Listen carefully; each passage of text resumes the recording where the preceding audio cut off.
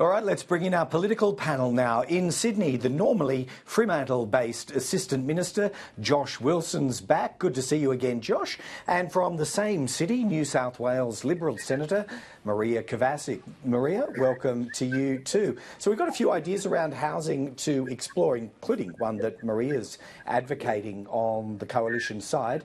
But Josh Wilson, why don't we start out with you with some observations on the Prime Minister's purchase on the New South Wales Central Coast, along with his fiancée, of course. It seems to me it hasn't struck any great political dissent within the current parliament. But what about voters squeezed by, mortgage or rent repayments at the moment? How are they going to take this? Hi, Greg. Good afternoon, Maria. Look, I don't think voters or people in the Australian community take great interest in the personal housing arrangements of political leaders or leaders in other parts of life. I think voters would be interested in the approach that Anthony Albanese as Prime Minister has taken to housing. He's made sure that this government acts now through things like the largest increase to Commonwealth rent assistance in the last 30 years, as well as trying to set up Australia for the long term, addressing the affordability crisis through the Housing Australia Future Fund. And we'd love to go further with our Help to Buy scheme if the coalition and other parts of the parliament were prepared to help us. I honestly don't think that people are focused on the PM's housing choice, or frankly the housing choice by the leader of the opposition or the leader of the national parties. They will look on the one hand at a government that is taking real action and has big plans to address housing and housing affordability from the government, and at the same time they'll see nothing but blockages and obstruction from the current opposition. All right, Maria, pick that up if you will. Is this, a recognition of the Australian dream being lived and fulfilled by the Prime Minister, or is some of the restraint we're seeing, at least politically, people in glass houses don't throw stones situation? Look, thank you for having me. It's lovely to be here. I think, the coalition would love everybody to be able to own their own home, and that's what we've been talking about for a really long time. And that's one of my key areas of concern as I go around the state that people talk to me about. Home ownership is key, and this is something, that the Prime Minister is doing with his fiancée, and he is absolutely very fortunate. On top of that, he has 2 taxpayer-funded homes, so he's in an absolutely privileged position. So we need to ensure that we are totally laser focused on the cost of living crisis that we currently have, the housing and rental crisis, and have mechanisms in place to assist people who are struggling to pay their own mortgages, who are struggling to pay their rent. And on top of that, if people want to enter the property market, to help them find a way to be able to do that. All right, well, that takes us directly to an idea that you and other women on the coalition side are pushing here, Maria. So the coalition already allows dipping into super for housing purposes. That is existing policy. And as it applies to women, it's directed mostly at older women. You, however, want to open this out at a much younger age. I think you've even suggested that dipping into your super at those earlier stages in life might help you pay your rent. But what would be left over from the nest egg later in life when you actually retire? I think what I'm talking about and advocating for this conversation is that Australian women are actually entitled to make some choices around what their housing security looks like.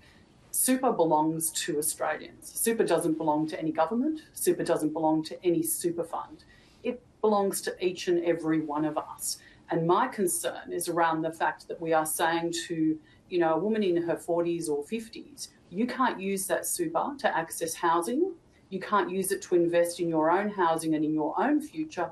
But that's okay. When you turn 65, 67 or whatever it is, you can actually use that super to pay rent to somebody else, and perhaps a corporate or institutional landlord under a rent, a build-to-rent scheme. All right, Josh Wilson, I know it's clearly not Labor policy dipping into super for housing. Only in the most exceptional circumstances of hardship, I think, is it allowed, and that's not even to do with housing. But what do you think of this push for an expansion on the other side of this already existing policy? Well, it's always funny to hear from a coalition whose entire history has been to oppose superannuation, telling Australians what superannuation is about and how it should operate. At the same time, you've got a coalition that frankly doesn't support any of the meaningful things that need to be done, both with respect to safe and affordable housing for all Australians and particularly for women.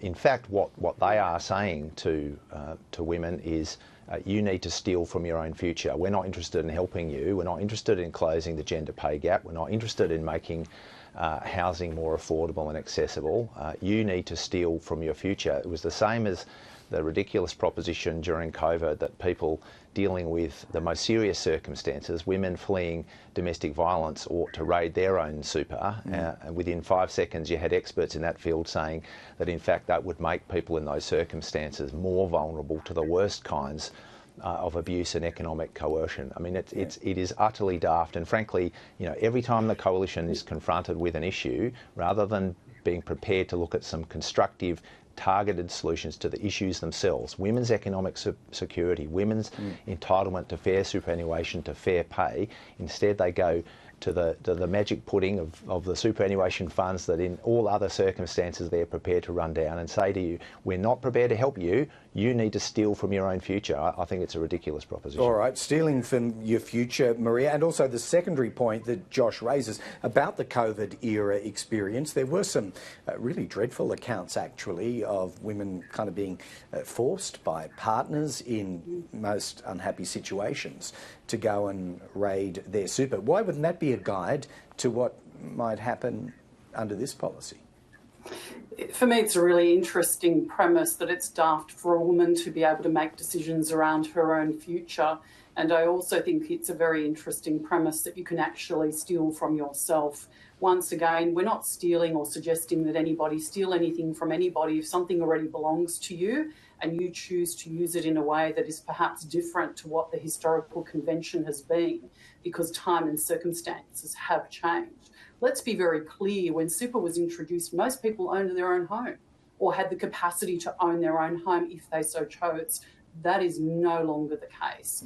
In terms of what transpired historically, there's some very interesting data from the UN which suggests that one of the key factors that would assist women to leave domestic violence situations is access to their own housing or their own home.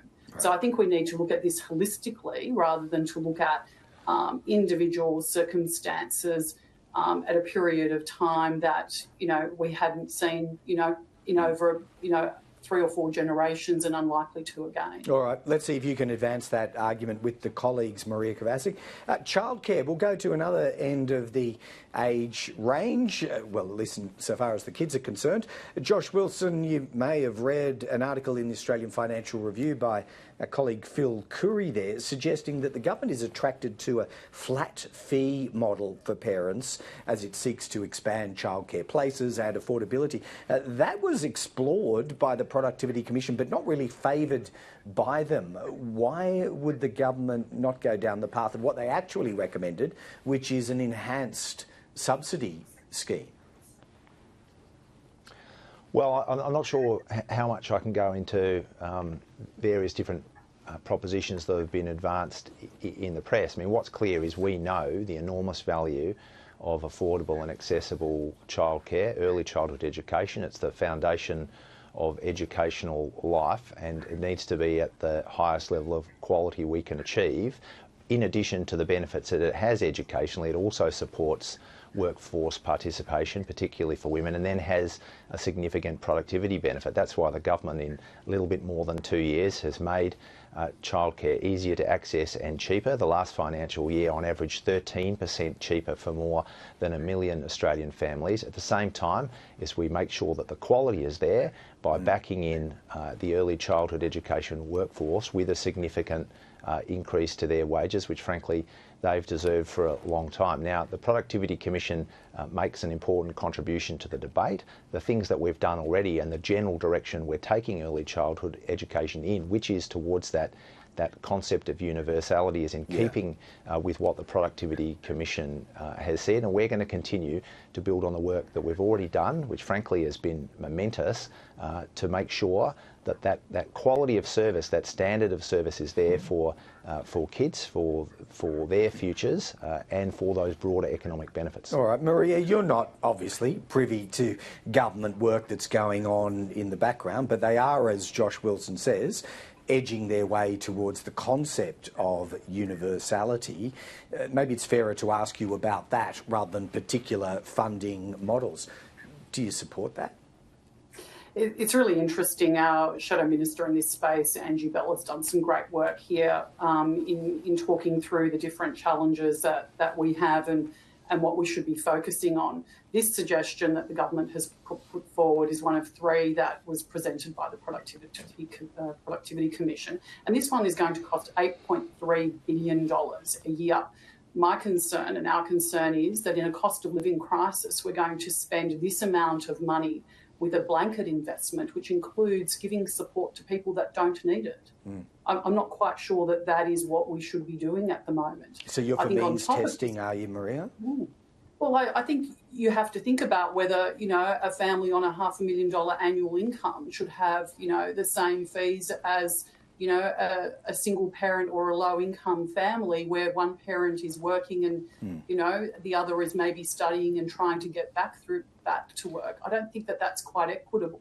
But on top of that, the things that we need to consider is that the focus should actually be on access and on places, particularly in remote and regional communities where they don't have the places. So with all of this, flat fee childcare, where are they going to get to the places to access the flat fee childcare? Yeah, well, all of that was addressed in the Productivity Commission report, and the government's kind of taking it on advisement. So we'll await further developments from that. And as we explored a policy proposal coming from Maria Kovacic, Josh Wilson, why don't we go to one that I think has occupied your attention today, which is public housing energy efficiency. You were involved in that while you were doing that. Your more senior minister, Chris Bowen, was looking to assist residents in Thirroul in the Illawarra in a scheme known as Electrify 2515. So there's a bit going on in this area.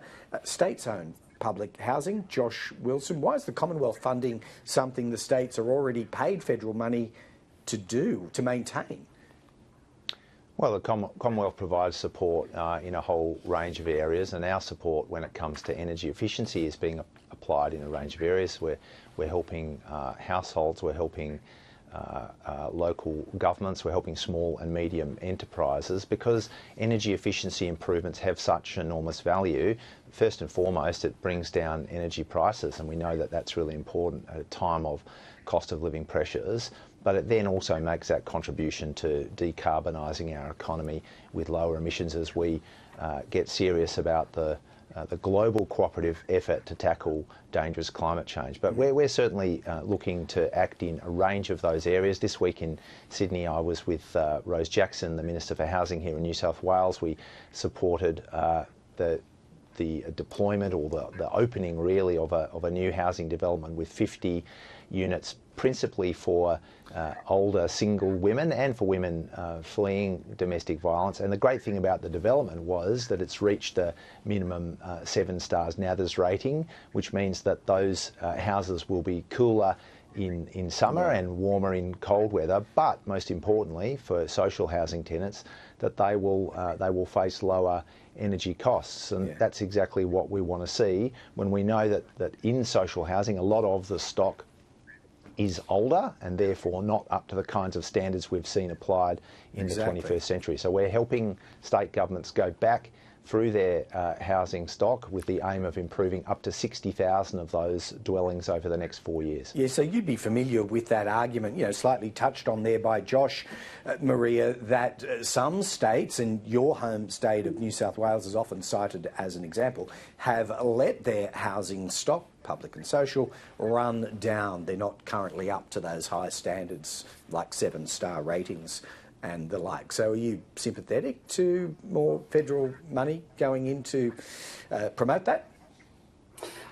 Let's consider the reality that not many Australians anywhere live in a home that has a 7-star rating. And these are things that, as time changes and as our building standards change, that we have to address. I think, it's important to keep social housing stock at a level that is, properly livable. I note the work that's being done here, and, whether that's, 1,000 dwellings now or 30 or 40,000, whatever it is, over a 4 or 5 year period, there's still over 10.8 million dwellings in the rest of the country where people want to see cheaper electricity. Where, as you stated accurately, we're in a cost of living crisis. Everybody wants to have cheaper electricity. It needs to be reliable and it needs to be clean. So this should be the focus, and this is where we should be working to address a broader issue for Australians where absolutely everything is costing them. All right. And onwards, that debate will rage for many months, or at least the next 6, I'm saying. We're going to wrap it up there. It's been great to have you both with us today. Maria Kovacic, Josh Wilson, thanks so much for joining us. We'll get you back. Thank you. See you later. All right. We did just